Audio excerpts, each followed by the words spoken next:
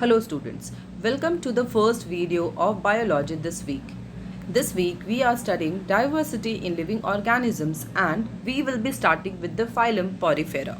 So these are the most primitive animals on earth and they share some characteristics that are common. That is, they are sessile and they are also filter feeders. First of all, let us understand the meaning of these two terms. Sessile means these are organisms which cannot move. They are attached to the floor of the ocean. Filter feeders are those organisms which strain food particles from water. Also, they can reproduce both sexually and asexually. So these are some of the common characteristics of sponges. Now the sponges are made up of three types of cells. The three types of cells are pinacocytes, choanocytes and amoebocytes.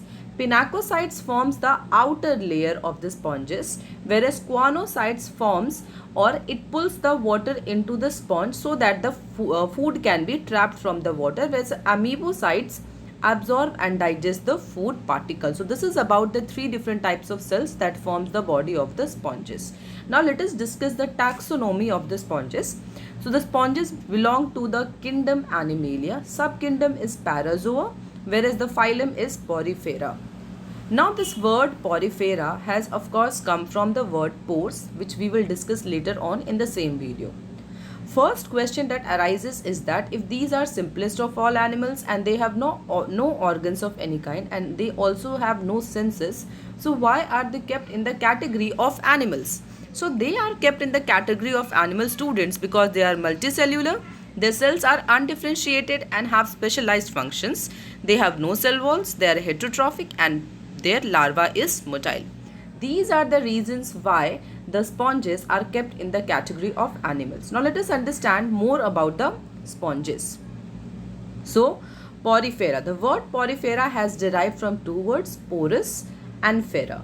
Porous means pores, whereas ferous means bearing. So these organisms are pore bearing organisms. These are simplest of all animals. They contain specialized cells but no other organization level. Mostly they are marine. Some freshwater sponges are also there, but mostly they are marine. Saltwater sponges are brightly colored. Moving on, freshwater sponges are small and dull green in color. The size may range from 2 meters to 2 centimeters. They do not have nerves. Therefore, they do not show any coordinated movement. They can live in colonies or they can also be found single. So these are some of the characteristics.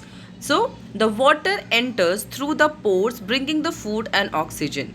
Filter feeders, they feed on planktons, and osculum is the large opening at the top where excess water leaves. So this is about the body organization. So here we can see the organization of the body. So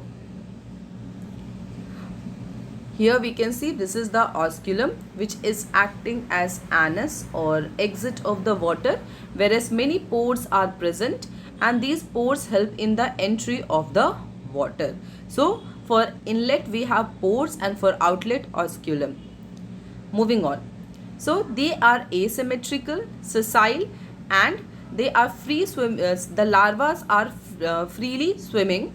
They also reproduce by fragmentation, that is pieces break off and form a new sponge. Now let us study the body structure of the sponges. So inside there is a body cavity which is hollow.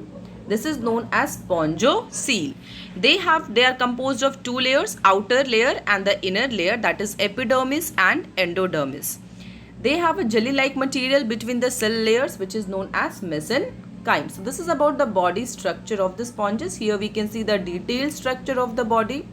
So here we can see this is the hollow cavity which is known as the spongocoel, and different types of cells are there. Porocytes are the one type of cell you can see, then amoebocytes.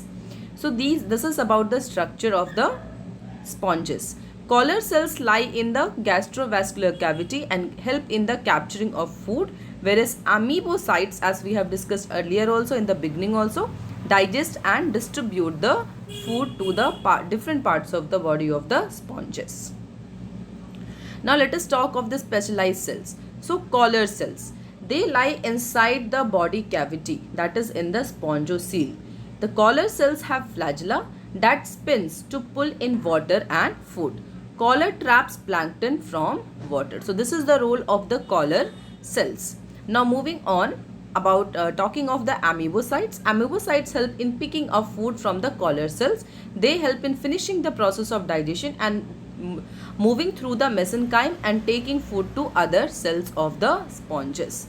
Now talking of the skeletal structure of the sponge, so skeleton is made up of the network of fibers called spongin. Spicules are hard sphere or star-shaped structures. Spicules are made up of calcium carbonate and silica oxide. So this is about the structure of the sponges.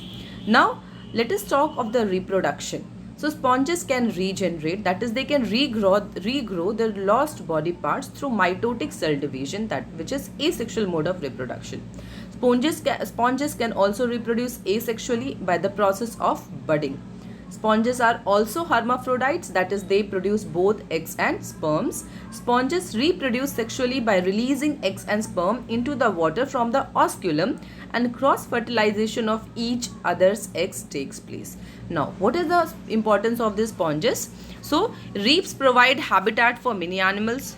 Vacuums of the sea clean up the sea floor or the oceans. Sponges are a commercially venture.